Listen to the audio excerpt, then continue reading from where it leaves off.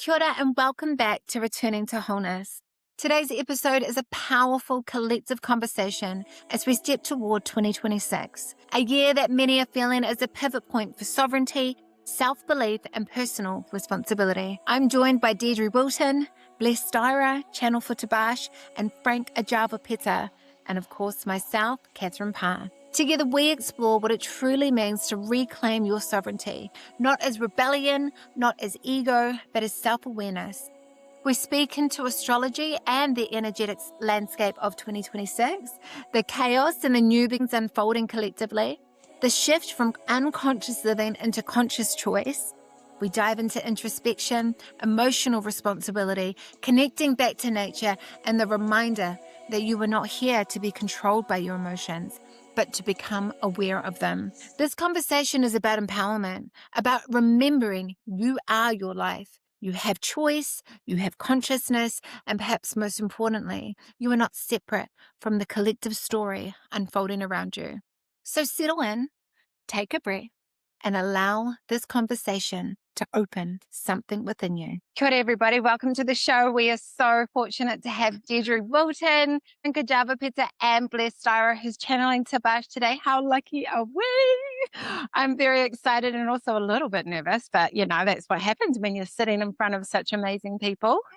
We are going to start today with the energy of 2026 and how that feels and what that looks like.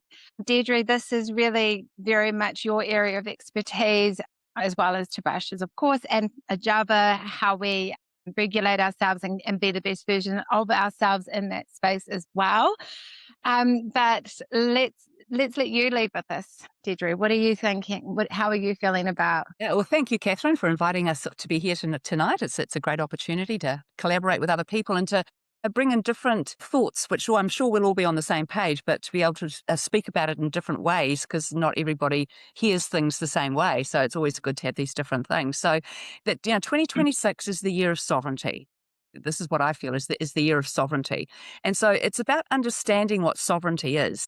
And sovereignty, I think the main problem humanity has, and one of the things we all need to work on, is our sense of self-belief and self-worth. That's our sovereignty. When we believe that we are capable of something, when we believe in ourselves, we can do anything. But we've sort of been under this energy for too long of not being allowed to believe in ourselves so much, or, being told that, if you do it this way, that's wrong. Whereas we haven't been allowed to use our critical thinking, our sovereignty to make decisions for ourselves and to know what's best for us. And so as we step into this year of sovereignty, we're also in the age of Aquarius. And so the age of Aquarius is all about new solutions to old problems. And so astrologically, because I'm an astrologer, the last time Pluto is now in Aquarius, and the last time Pluto was in Aquarius was the French Revolution and the American Revolution. And also we've just got Neptune moved into Aries, and the last time Neptune was in Aries was also the American Civil War. And then we've got Uranus about to move into Gemini, and the last time he was in Gemini was 1942 to 1949, so the end of the Second World War and some years after that. So, what we're absolutely stepping into is a new beginning. There's no doubt about that. And unfortunately, as human beings, it can be very stupid. We only tend to learn things the hard way. And so there's going to be a lot of chaos. There already is a lot of chaos, a lot of stuff going on. So what I think everybody needs to remember to help assist the collective energy is that you've got to stay in your own energy, stay in your own peace, not, observe, but do not absorb. Be aware of what's going on, but don't jump into it because it's not the reality you wish to create. So if you start putting your mind into something that you don't even want, you're still adding to that energy. So we've got to really come back to ourselves. And the more we do that, because I believe everything starts with you. So if you're at peace with yourself, then you're generating peaceful energy, which helps the collective energy. So we've all got to take a responsibility to be more calm, cool, and collected, no matter what's going on around us. And the knowledge that we're all going to be fine. It's all going to work out. We've just got to go through quite a lot of disruption, perhaps, until we get there. What are your thoughts on this, Tabaash? If you think about the very beginning of souls on this planet, it was rather like a collective consciousness of oneness. It was the oneness. And then that oneness was what it was called the sovereign energy. And in that oneness, all beings were accessing source, the power of life. And in that, there was harmony. And as time progressed, human beings went from being light beings and developed into human beings. And when they developed into human beings, they allowed themselves to adapt themselves away from the sovereign vibration. And therefore, they had to replace that with something.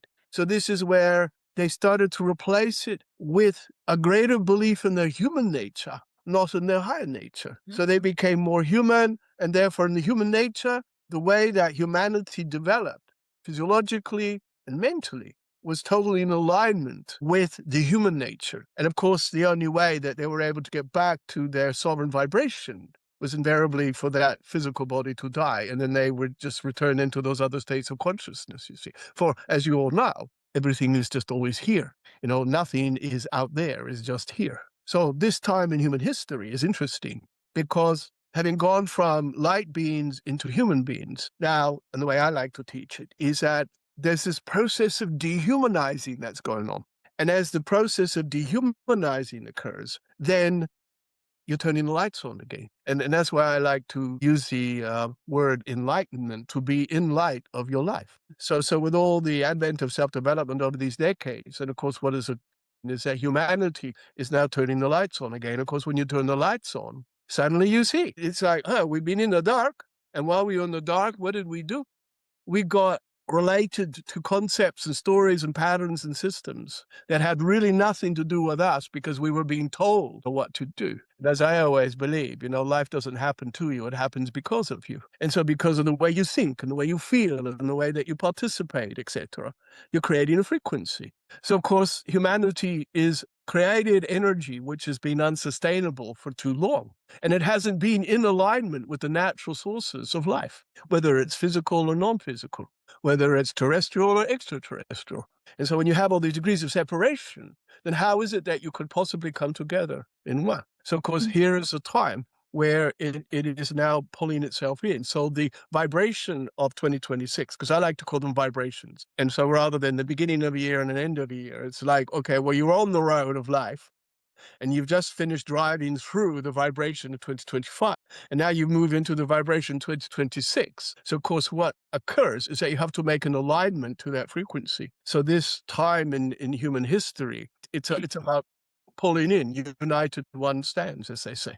So in that unification, what ends up happening is that it's unifying physiologically, mentally, emotionally, all the different systems that are going on within your earthen bodies. So therefore, you're turning your lights on internally. And as you turn the lights on internally, then of course you see the light. And then you live in your light, you breathe in your light. So you're all anybody who's involving themselves in self-development is actually doing that. And so, of course, the more that you gather people with their sovereign vibrations activated, then the bigger the light is. And so collectively, it's not getting back to how things were, because that's impossible, because there's always renewal. So you're always simply evolving, the state. So the state of enlightenment in its original state is going to be very different from the state of enlightenment now, because it's going to be a greater state of enlightenment, because the God vibration is forever expanding on itself. So it's had quite a few million years to be able to do that. And so suddenly, it becomes something even more extraordinary. And that's why with each individual, you have to recognize how extraordinary you all are. And of course, the way I teach it is I say, you are God. You are gods in your bodies. And you wake up every morning and you decide, what am I going to think? What am I going to feel? What am I going to do, etc.? So all of life is formulas. So when you speak of the stars and the systems, they're like equations that have been understood. And you look at some of the great temples around the planet. Look in Greece, where they were actually built to align with star systems, and also built to align with energy lines that are going underneath the Earth itself. And so there's nothing random about anything.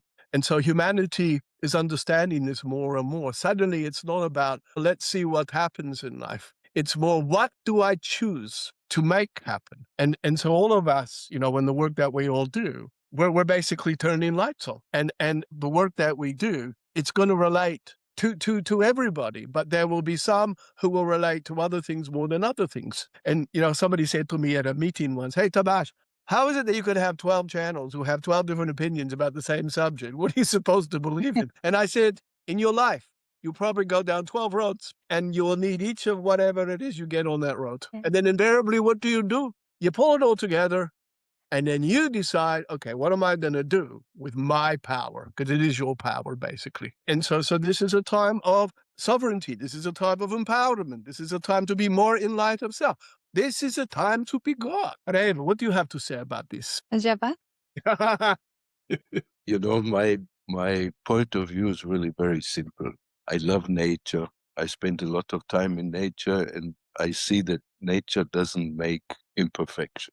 It makes absolute beauty and divinity. That's what it is. So all of us, each of us, is an incredible being that has forgotten their own beauty. So from my point of view, it's really time to start, and I'm saying the same thing in other words. We start to look at ourselves and look at our imperfect perfection with great humility and love.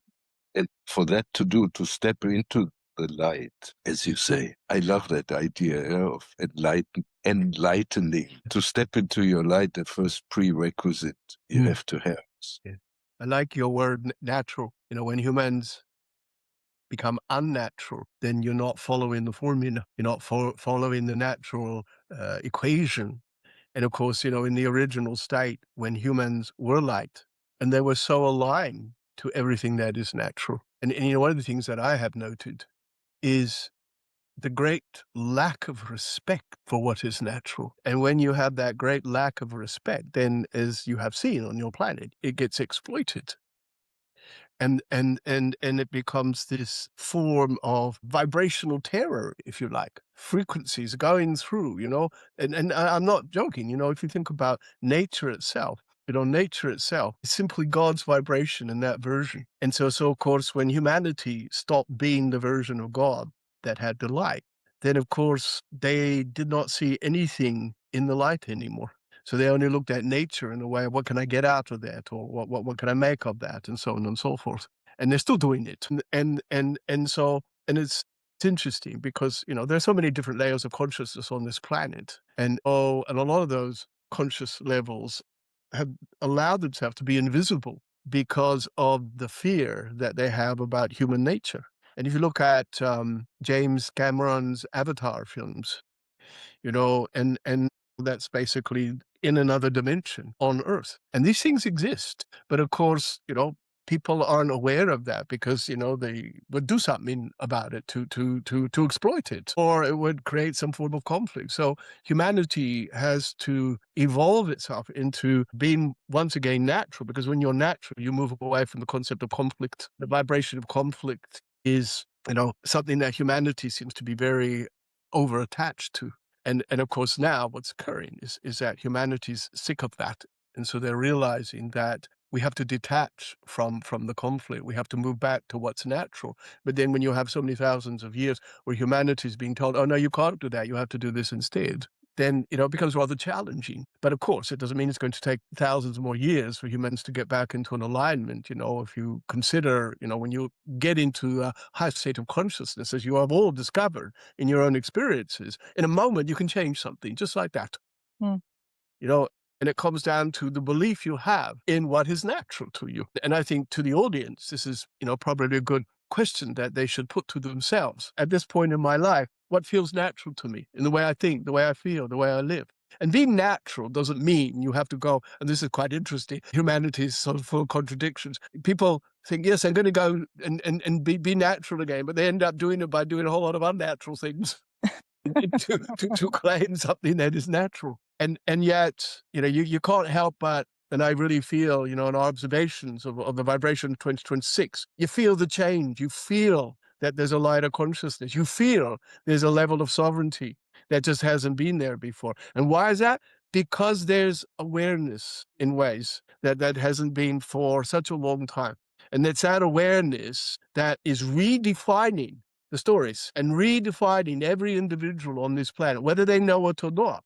So because of that, more awareness is being activated. And the more people be aware, the more they question things. The more they question things, the more they are aware of what they're living and start to recognize this is not natural to me. And that's when they start to make changes, subtle, big, whatever. and all of us here, I'm talking about Blair here, you've all made major gear changes in your lives because you had to move away from what was no longer natural to you and into what is natural to you so you could do the bodies of work that you're actually doing. So that gave you an alignment with source, and therefore you end up, channeling the vibrations for all the time, making the alignments, making the links, whatever you want to call it. But at the end of the day, you're just God using your power. I don't want to monopolize the conversation. Yeah. I'd just like to add to that. I think that powerful things we have to connect with now is nature. I mean, it's always been the most powerful thing we can connect with. But I think, when we talk about what's real, nature's the one thing that is real. You go outside and it's real. The trees are real, the water's real, it's all real. And that's something that we can all connect to at any time. A place of peace, a place of reality. From my point of view, the question is, you mentioned that we need to increase the awareness that we have. So how do we do this? Can we give some advice to our listeners how you can increase your overall? That's an important point. And there might be many different ways. My perspective is introspection, meditation, looking inside, watching the movement of your thought and questioning yourself. Who am I? What am I? Who am I? All the time. Reflecting, pointing the arrow awareness of attention, not outside projecting it out, but bringing it back. I like to call it every day, follow yourself around, follow your thoughts, follow your actions, follow your feelings, really follow yourself around. And in doing so, and pay attention to what you're thinking, what you're feeling, what you're doing. You don't need to work it out. This is the thing I look at human nature. They end up interfering far too much with themselves by over questioning things and overdoing things and so on and so forth. And rather than work on yourself, I always like to say, why don't you just work with yourself? Work. I agree. I agree. Yeah. You don't really, it's not required to look yourself like a psychologist who Yes. Yeah. tries to figure out what is wrong or why am I doing this or why am I doing that. But just to look at it. To be in the third party observing yourself and what you're doing is incredibly powerful. It really does make you learn all sorts of things about yourself. And you think, God, why on earth did I do that? Or what's she doing that for? And it starts to make sense. You start to see the patterns of your behavior and the things that you react to and whether they're right, well, not right or wrong, but whether they're good for you or not. So much dogma and rituals and stories have been fed through humanity to take you away from your belief in self. And of course, what has happened is that it has created so much fear and uncertainty and unsettledness and lack of confidence in people. So people end up, well, I can't think for myself. I'll ask somebody else. Or these days they look towards technology or something like that. And of course, think about like what Arjava was saying, it's all about natural. It's natural to think. It's natural to utilize all the abilities you have in your mind, in your body, in your spirit. And from our perspective, the spirit, we find it rather interesting with some of the youth of today because they're stopping the ability to reason. They don't know how to reason in the same way because they're not thinking in the way that other generations have in the past.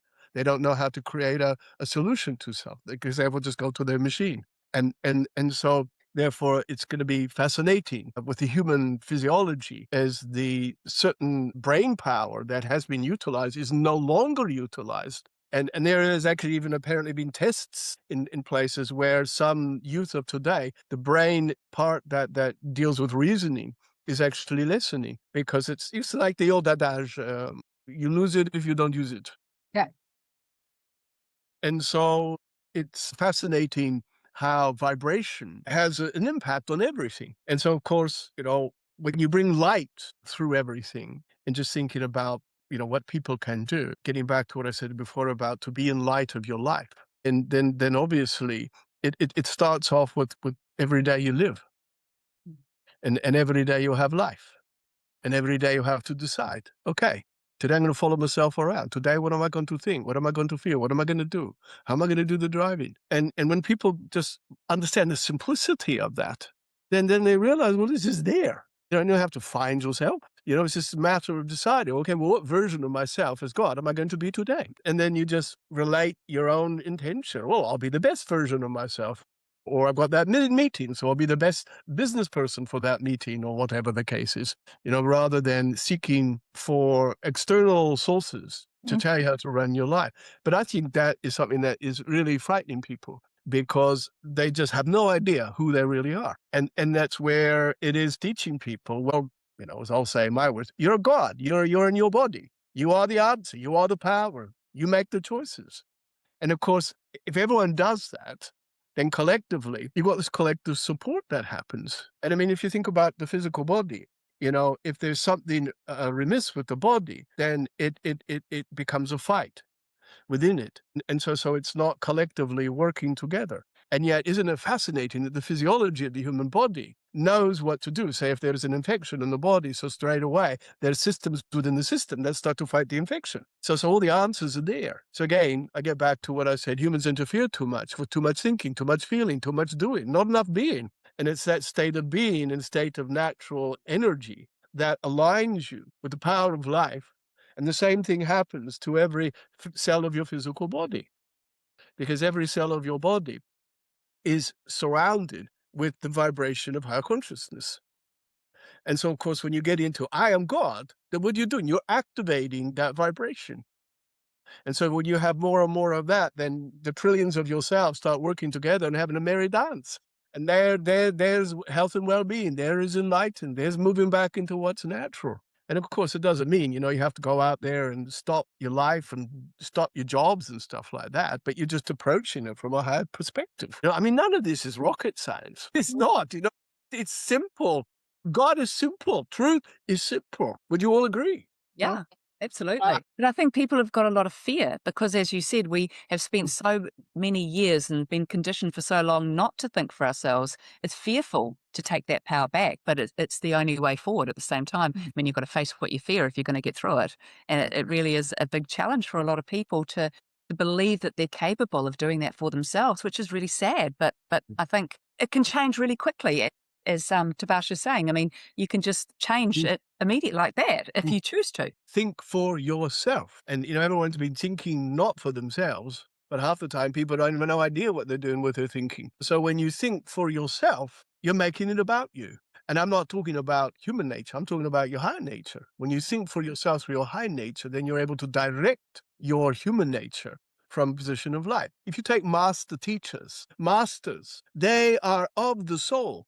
They are not of the body. They're of the soul. So they have absolute alignment with themselves as source power. They know they are the power. So therefore, because of the fact that they are of the soul, they do not let the human emotional state get the better of them. So they're able to take the power of themselves and direct their human nature in a way where they can bring the appropriate emotional energies in, but also they're able to produce miraculous situations because they're bringing through the light, because they have no attachment to the human nature in any way whatsoever. They see it for what it is. It's an opportunity for expression. And so therefore, it's like what you were saying before about natural.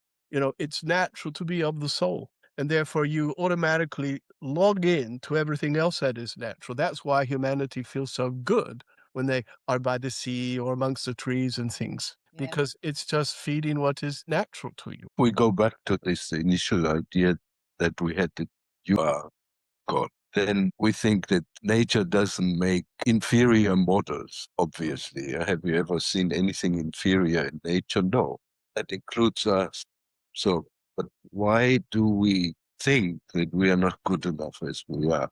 This would be a big question for everyone to ask themselves. What is it that is telling you that you're not good enough as you are? I think I have a nice solution for that. I hope that everybody who's listening has got somebody that they love unconditionally, whether it's a parent or a child or a partner or a cat or a tree in the garden, something that you love fully, and you look at that, and then you go to your bathroom and look at the mirror and look at yourself exactly the same.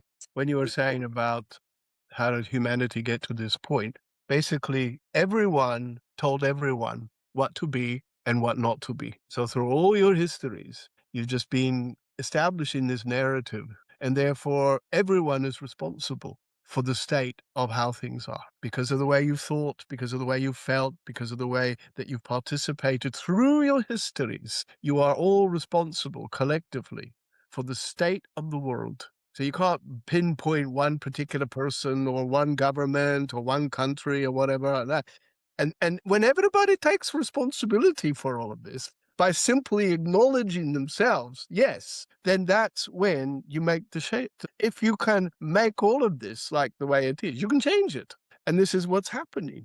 And that's why souls like yourselves and myself and etc., we do what we do because it's about that. Let's create a different story. But of course, there are those who don't want to let go of the old story because it's not in their vested interest, or too much fear, or too much worry, or I don't know, and all that stuff humans get into, you know. But, I think that to be able to acknowledge with good grace and great respect that you are where you are because of the way you thought, the way you felt, the way you participated, that allows you to view yourself. And as the way I like to teach it, that's where, as God, you would simply say to human nature, "Oh, human nature, it's me, God, here.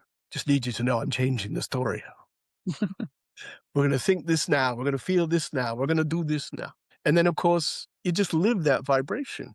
You just live it. You don't have to wear the T-shirt. Truth needs no publicity. You just get out and you be the best version of yourself that you know that you can. And you know that other people will, you have all inspired other people by who you are, what your vibrations are, your particular resonance, the way metaphorically you wear yourself is changing the world. And of course, every time that happens, you become God more. And that's the way I like to look at 2026. Everyone's becoming God more, whether they know it or not, or like it or not. It's just happening. And so as we all become God more, that means a lot of different things to different people.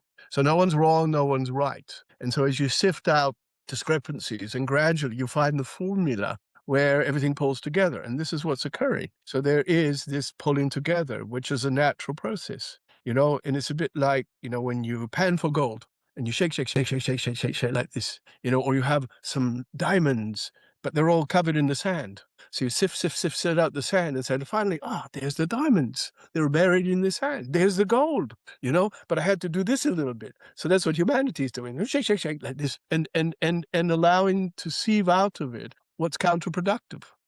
Mm. And and then you're left with what's natural. But then, and this is again where humanity is at, you don't just think, everything's natural, everything's fine, because suddenly it's like, okay, we need a strategy, we need a plan, we need a formula, and we need to pull our resources in to be able to ensure that we come up with the best formula. And that's actually a good way, I think, of every day, every human being could wake up and think, okay, I'm a God, I'm in a body. What do I choose the formula to be for myself today? And so how shall I use my power? Just as simple things like that. And of course, when you go into meditative states, you're simply going to a version of yourself that is non-physical, that gives you access to more of your power. And so what a great way to think, what a great way to feel, what a great way to draw in more of you. And then again, you still have to physiologically decide, okay, what am I going to do with this? But of course, the thing is about how we all drive together. From our perspective, there are no degrees of separation. There's just levels of consciousness. And so this is the state of consciousness. And beyond that is a state of consciousness. That's why we don't believe in heaven, because there's no such thing. Why? Because it's just a state of consciousness. Humans create words to define a paradisical situation. But in reality, it's just a different state of consciousness. It's always there. You don't have to find it or close your eyes or pray or whatever like that. It's just there. But to access it, you have to be natural. And so when people get into the naturalness of everything, well, then it's just there.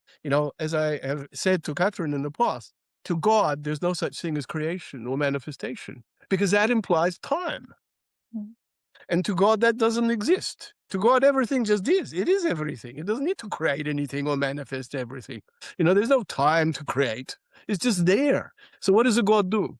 And this is what humans need to do. You invest in yourself with good grace, with respect, and with love. And in doing so, then you build up that power. And then at some point, that power has to be expressed. So what do? You make a choice. And that's where humanity is making a collective choice at this particular point. And as you will make that collective choice, then you're just paying attention to yourself, because that's what God is. So God has nothing to measure itself against. It's just always paying attention to itself. And with those vibrations that I spoke of, if you humans do the same, and you know that you are the God, you get the results. And so it's fascinating that humans can be so challenged and frightened by that state of consciousness and that belief system. So we get back to humanity's addiction to what's not natural, basically. And so this amplification time that's occurring at this particular point is happening because of all the work that everyone is being put into things. So, as you know, Deidre, everything is aligning to challenge to change more. But, the interesting thing is it doesn't have to be through disaster. No.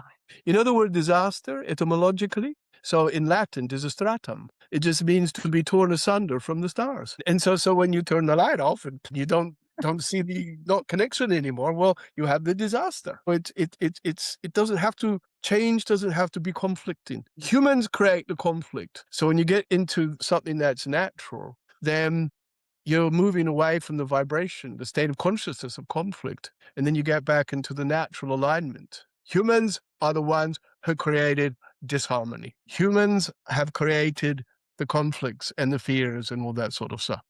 From the God consciousness, that just doesn't exist. From our perspective, you're either productive or counterproductive. And so all this productivity that everyone is bringing through is giving everybody more of a chance. And that's something that, we like to stress to human nature. Do give yourself a chance, because it's what you've decided. It's not just suddenly happened and the universe wants this to happen and God wants this to happen. You want it to happen. What do you all want to happen? I think, when we talk about enlightenment, it's easy to, again, project it as some kind of something that is outside of ourselves, something that is far away, something that we must strain, that we must struggle to achieve. And maybe that's not really helpful for us, because it shows a picture of something that is outside and it's much better than we are, blah, blah. So you're hanging this carrot in front of your nose, and by definition, you can never get there. Perhaps an easier way to look at it is that enlightenment really is a choice in this moment, every moment. Correct. Absolutely. Know from myself that there is some kind of transcendental wisdom inside, something that knows what is right. And when you follow what is right, that is kind of enlightened action. Well, here you speak a truth, and a truth that is so simple. The sovereignty, once again, of coming back to yourself and believing in yourself and loving yourself and putting a worth on yourself. And humanity, in many ways, has forgotten how to do that, and they're remembering or waking up to it. And the beauty, I think, especially with the age of Aquarius that we're within now, is that Aquarian energy is all about community. It celebrates diversity and everybody being different, but it understands we can bring all of that together and create something really amazing by just accepting that we're all different, but we've all got something to share. We've all got something to contribute. And, we've been divided away from doing that, but it's all coming back together again, I believe anyway. Oh, it's your message to the world is your life. Yeah. And so, of course, if you look through human history, humanity in its own evolution, it didn't really know how to speak in the way that it could. And because there were such discrepancies in people's education and fortunes and so on and so forth, basically, it's like the world was more of an elite place, the poor, the rich, and all that sort of stuff than it is now. There's actually more equality now, believe it or not, because most people know how to read and most people know how to write, and there's hygiene and all this sort of stuff, in the past, that wasn't the case. So, of course, it's showing to people their rights. And I think this is exactly what's being laid out. What is the right? What is my right? My right to be sovereign, my right to have choice, to not put up with anything, but to have a voice. And that's something that I feel is very important for 2026 for those who have awareness. Speak your voices. Share.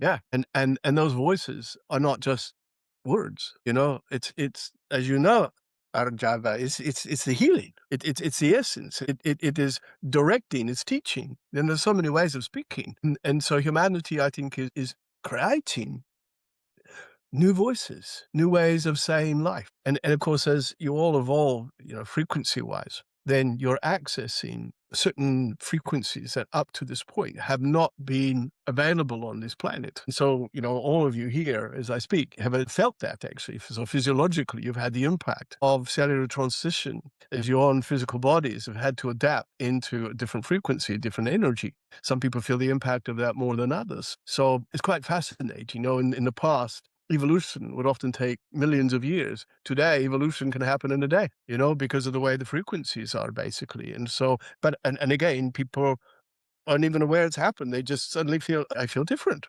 What's happened? I have more clarity, etc. So this is the impact of sovereignty. This is the impact of collective consciousness at play, basically. So can you imagine, if you have, and I'm just thinking that it takes 1%, 1% only of the human population to change everything. Just 1%.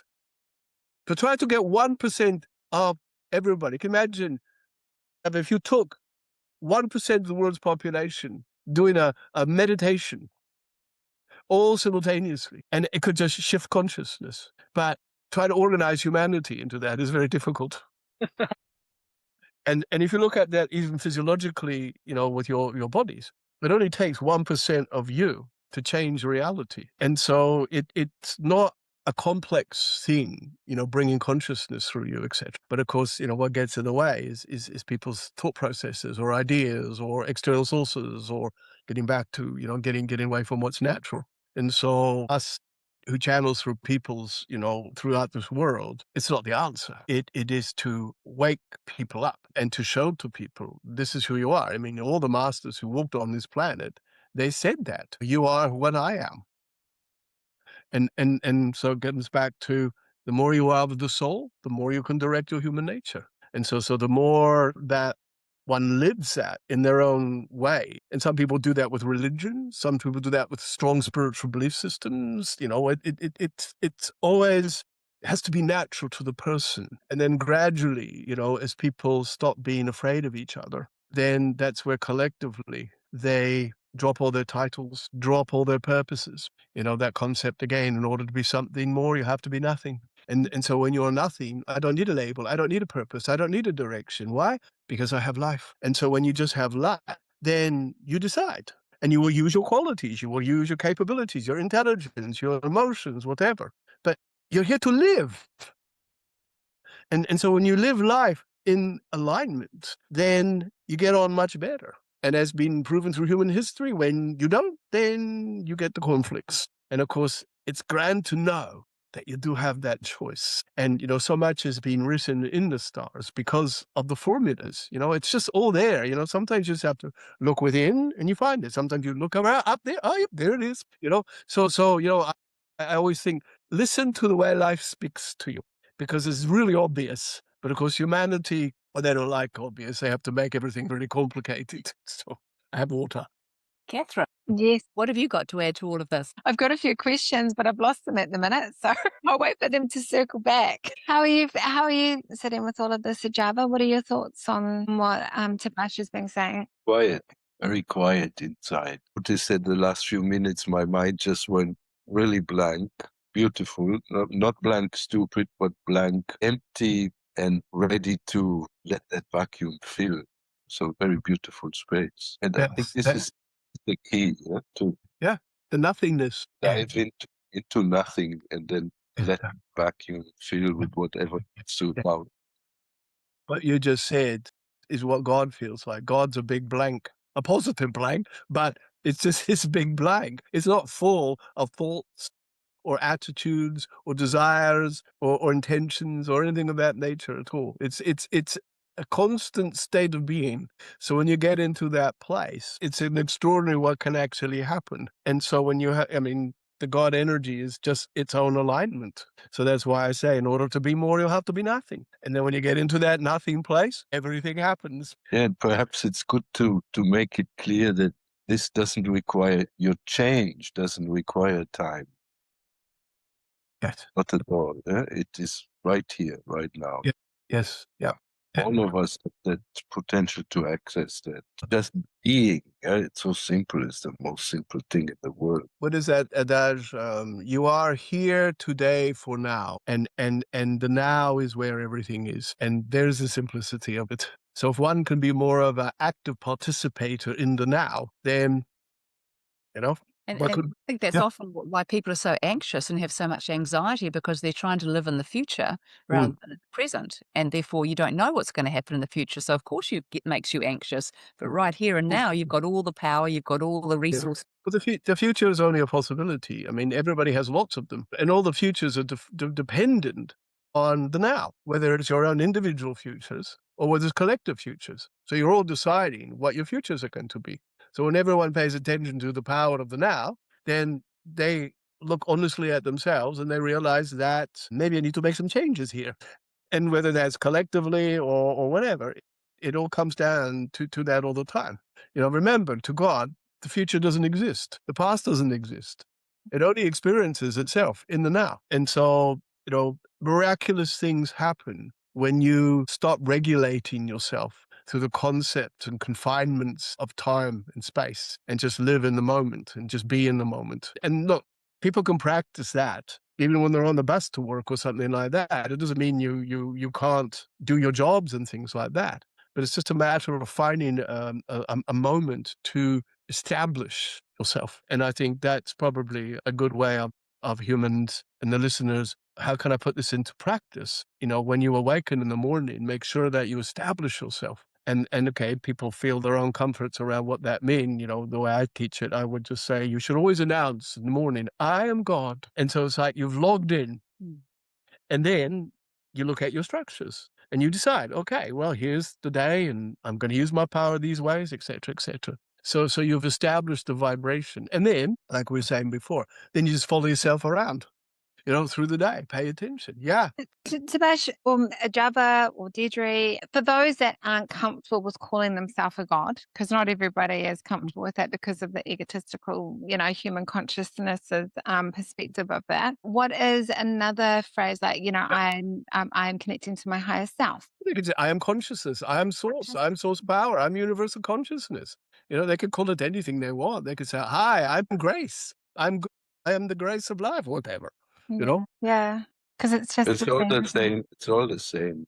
It's just of course it is. depending on our culture, on our religion, on our upbringing, on what we're used to, on what we heard when we were a child. We call this immensity by a different word. It's all the same. One of the things maybe that is scary for people is when they hear the word emptiness. They think there is nothing there. But emptiness is not nothing. Emptiness is space, infinite space. And to dive into infinite space is such a state. The universe is spacious and you realize that is in here, space. Incredible. And humanity has tried so hard to fill that space up. Fill it with junk. Yeah. Grace. Perhaps a way that people, who don't want to call themselves God, could sort of wake up in the morning and sort of say, today I choose myself. Yes.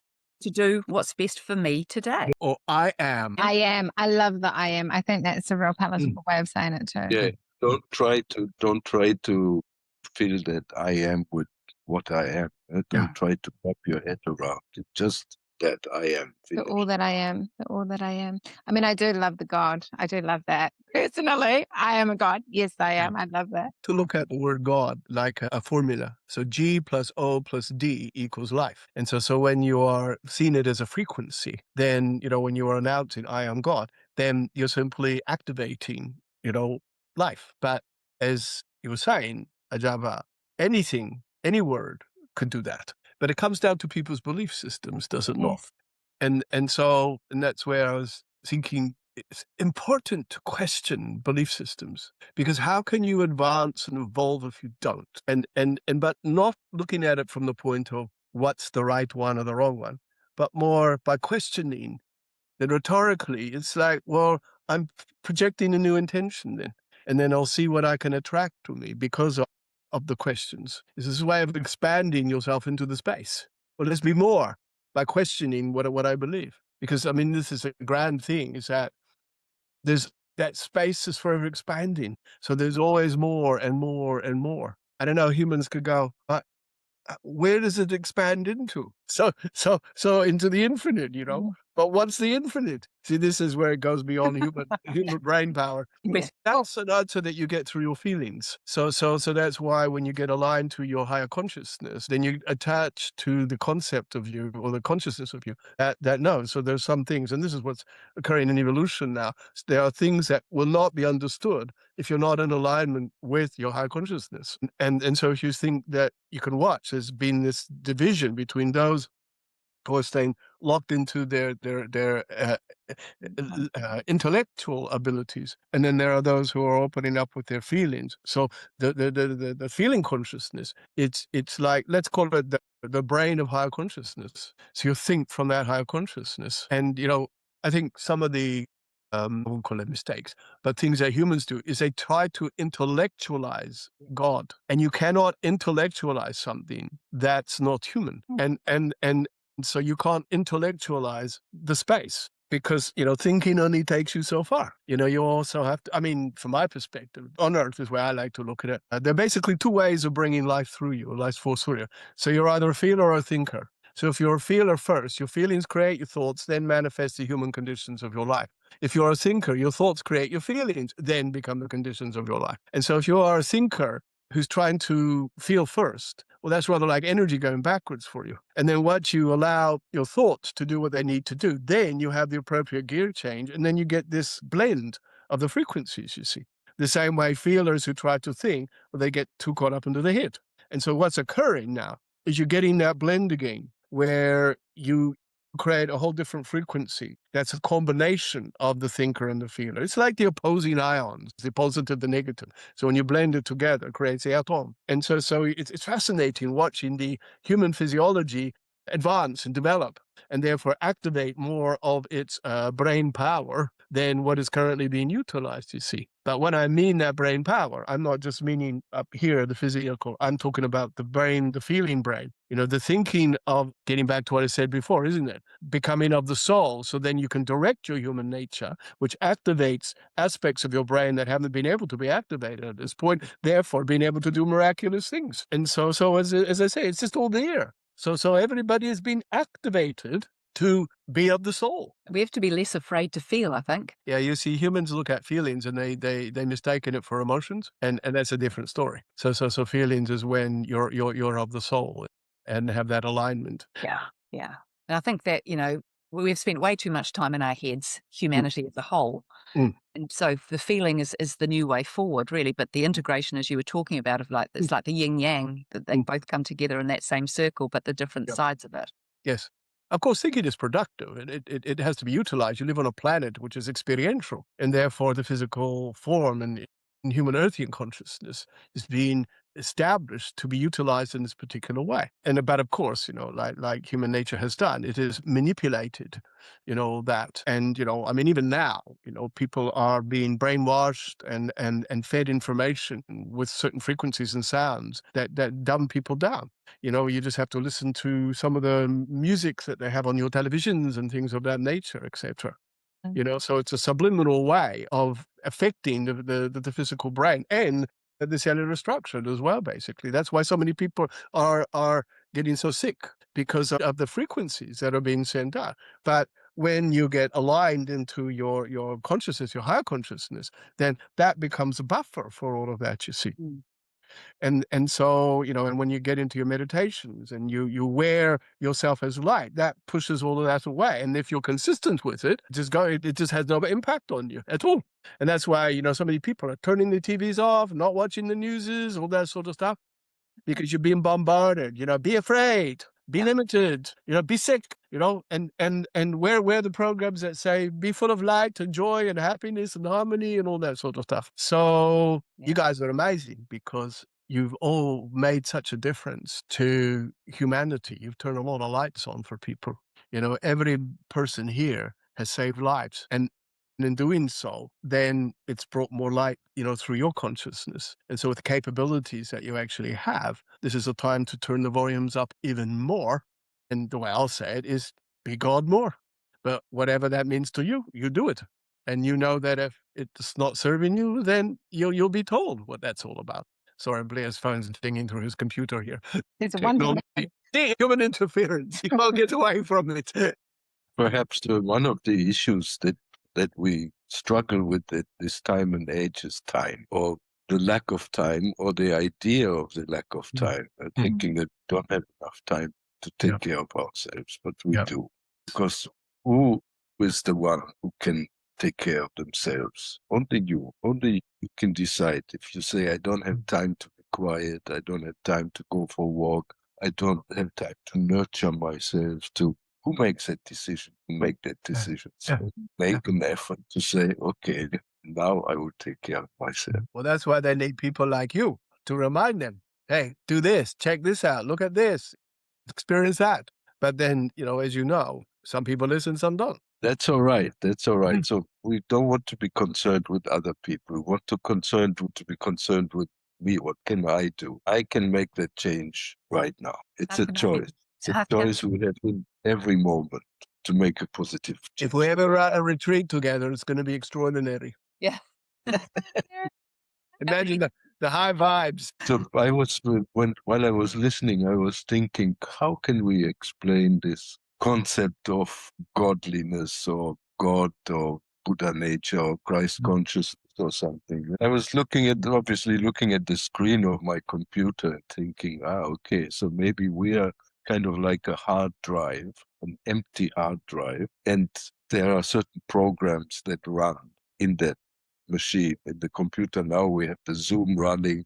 5 minutes later, you have Microsoft or PowerPoint or whatever. And we're always so tempted to look at the program that is running instead of looking at the space, the infinite space that is behind that, giving space to whatever is happening. And it's actually quite simple to let yourself collide with that infinite. And that's a beautiful space to be in when you realize that you are everything. I mean, that's the question. How do we not get distracted?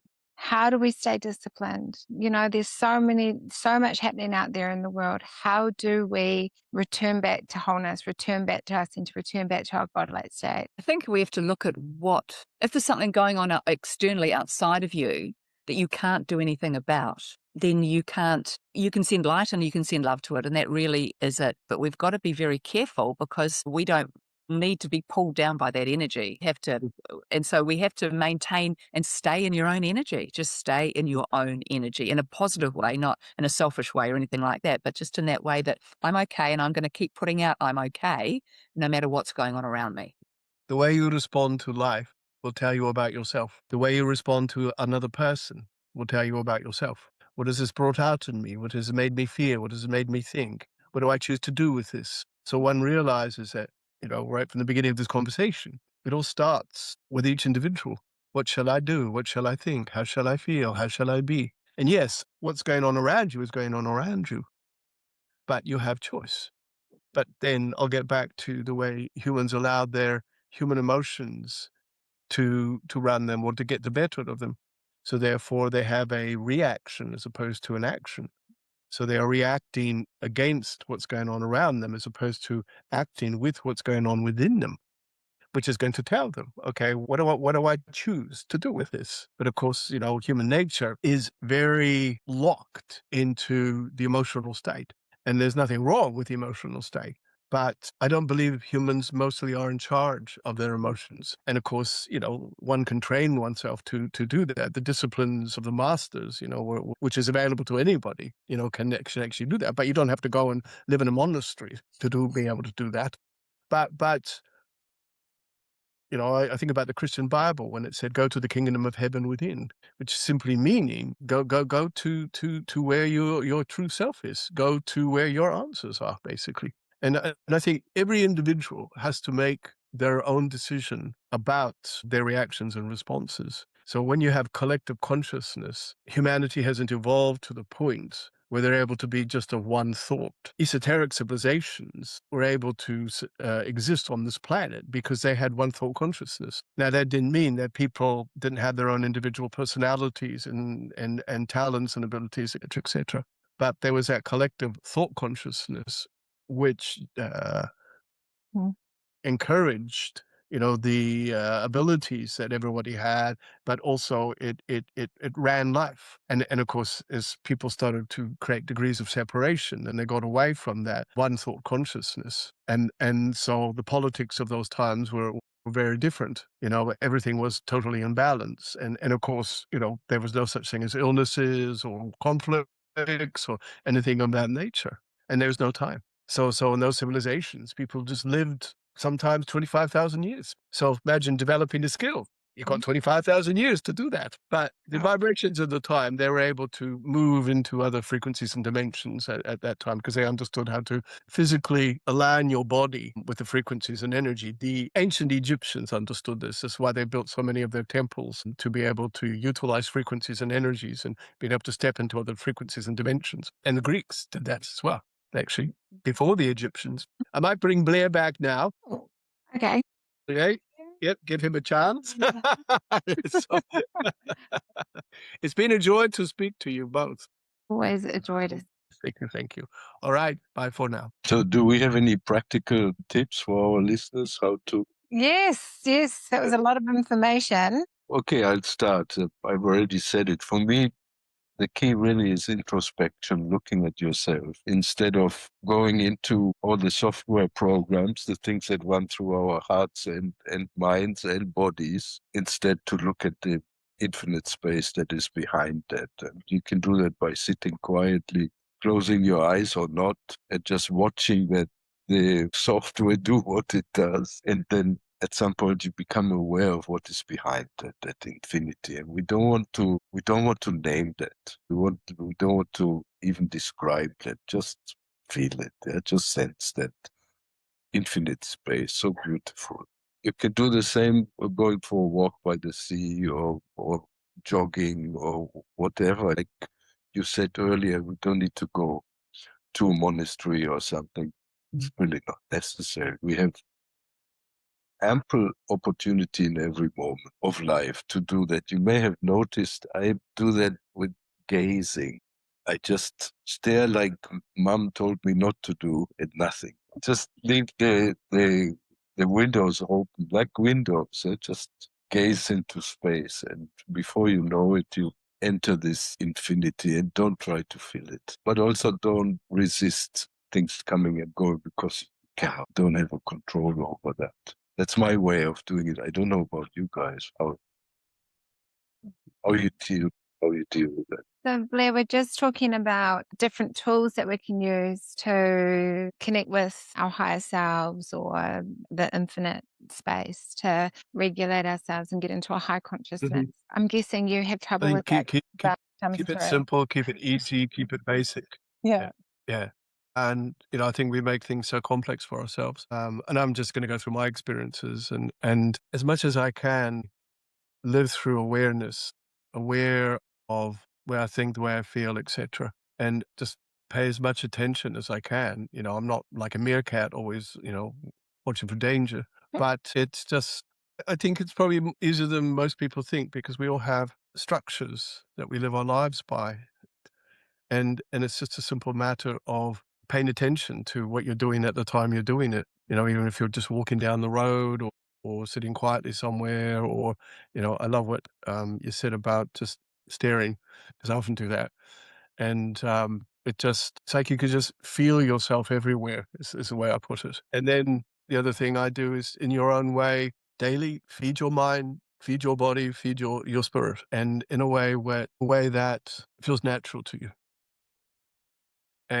But I always keep going back to keep it basic, keep it simple, keep it easy. So Hug a tree. hug and Makes you feel better. Yeah. Yeah, so what I would like to share is to have no fear of whatever's going around you, whatever's all out there and all going on. Do not fear it. It is change that is got to happen. And you've got to just disconnect from it and just stay in your own energy and love yourself no matter what's going on. Keep that love up, keep that self-belief up, because as long as you do, you're sending out a frequency and energy that's very positive, and it can only help. And it can help you as much as it can help everybody around you and the collective energy as well. We've got to not buy into fear. My question that I Yeah. did have come up was around how, when we have a lot of these people that are starting to come into their awareness of who they truly are, because sovereignty is the running theme of this year, how, when they have other people playing their different roles in their lives and there's going to be conflict against it because they're no longer serving those roles for them, how is the best way for them to deal with that and have confidence to continue to step into their own sovereignty of who they truly are? I think this is when you've got to go back to what feels right for you. You're not here to please anybody else. You're not here to dance to anybody else's drumbeat. If something feels right to you, then that's what you do. No matter. It's so easy. It's so easy for us to say that, though. But there are a lot of people that have numbed themselves down to be palatable, and those are the ones that I'm kind of thinking we need, may need some guidance from us to help them to continue on their journey of returning to themselves. I think people need to find a peace within themselves and a self-respect. And so many people disrespect who they are through their own narrative, and maybe that's through conditionings or whatever. But if you can find a place of peace within yourself, regardless of your circumstances, then you're able to establish a starting point for yourself. You don't need to put pressure on yourself and making grandiose shifts and changes. It's just do what is possible. And, sometimes we find ourselves in circumstances where, and I'm just thinking about from my own experiences, and I looked after my wife for many years with Alzheimer's. And when she passed away, someone said to me, how did you manage to do that? Because that was actually 15 years of your life. And I said, well, I just went to the part of me that knew how to do it. And I think we all have all these other parts of us all the time. And you don't have to go into big meditative state or whatever. And I think it often just spontaneously happens. So you just find, how did I cope with that? How did I do that? And you just did. Yeah. Because some greater part of you just stepped in. And I think if you can consciously know that, and that's when you can start inviting that vibration in. And so, I would say just, if you find that you can't, well, just go to the part of you that knows how to be at peace. Go to the part of you that's opening up this door, and don't, overlook or whatever. Just live, just be. Perhaps one of the difficulties we have, generally all of us, is that we separate our lives from ourselves. Maybe it's useful to see that we are our life with the challenges. Yeah. That's beautiful. Yeah.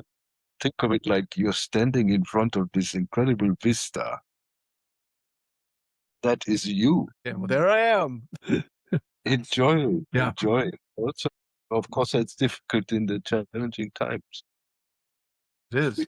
We say, no, I don't agree. I don't want this. I want only the peaches. But we are the whole package, everything. And if we can find a way to embrace ourselves fully with the packages. And that comes down to just consciously making a decision about how you want to use the day's energy. Make the choice, really, because that's what who can win if you fight with yourself? we never do. Possible. The secret also is not to give up. I can fight with myself. Give up. That doesn't work. But to embrace that whole thing and solve the conflict. So what I'm kind of thinking is that it's really just accepting everything for how it is and not challenging it, just allowing everything to be. I'll pull you up on that slightly. I think rather than accepting everything for how it is acknowledging that things are occurring, but that one actually has choice in how one chooses to respond. Because sometimes it's just too difficult to accept that all this shit's happening and I've been hurt so much and da-da-da-da-da. So rather than do that, because I don't think you can, I think, okay, this is happening. Now let's just find a moment where I stand and just acknowledge that and just be in that space. One of the things I know Tabaash teaches is let everything be there. And there's a little teaching he gives for people who I know who've had terminal illnesses and cancers and stuff. And he says, don't fight it. Let it be there, but then tell it what the rules are. It's a bit like saying, okay, look, I don't like the fact that you're walking with me metaphorically, but I'm going to let you walk with me, but here are the rules. And so I think that's what we can do with our adversity. Look, adverse self, I don't like the fact that you're here, but okay, you're here. Let's walk together, but here are the rules. And so you find a part of you that just establishes leadership over adverse circumstances, physical, mental, emotional, whatever. And usually I think what happens is the adverse aspects after a while, I think they just get so bored with the rules that they just dissipate after a while. they blend, they start walking and you change the vibration of it. And therefore it becomes a productive thing, basically. We have a choice. For me, I really like this, what you just said, to acknowledge things as they are. To me, that means to say yes. To say yes, simple. Yeah, totally. Yeah, absolutely. Yeah, have conversations with the aspects of yourself that you don't like, and it's a bit like that's a version of myself that I don't need anymore. So I just have a bit of a chat with it and say to it, look, I'm not getting rid of you because you're an integral part of my experience. But see that room over there? Go to your room. And now I'm not hanging out with you anymore. You've had your turn, that kind of Yeah, thing. yeah. I'm hanging out with those around on the other side of the other corridor. Remember that the Austrian mystic and educator Rudolf Steiner, he talked a lot healing in one of his books. I was lucky because I speak German. I can read all that in its original. He says you can only heal an illness if you love it. You just answered the question. You can only heal all of this if you love it.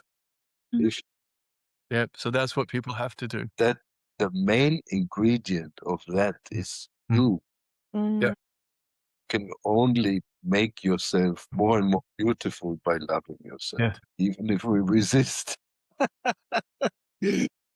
This has to be done. So, but Well, resistance is just a vibration that's trying to get our attention. And so it comes up and it's like, I obviously need to look at something here, and change something here. And so I have to go. Thank you so much. Thank you so much for joining us, Blair. Hey, look, it's just been magic. Absolutely. So joyful to meet you all. And of course, Catherine, see you again. And yeah, absolutely. And I really am quite keen on collaborating. So I think that would be, a really awesome thing to do. And actually, Tabaash has just given me an idea about why not collaborating together where we could do a webinar for people, actually, worldwide. Ooh. Right. Actually. So that'd be interesting to do something like that. Sorry, I see my screen full of people like this. All right. Lots of love to you all. And blessings. Okay. Bye for now. Bye. Thank you guys so much for coming. What an incredible conversation. If this episode stirred something in you, hold that. 2026 is not something happening to us.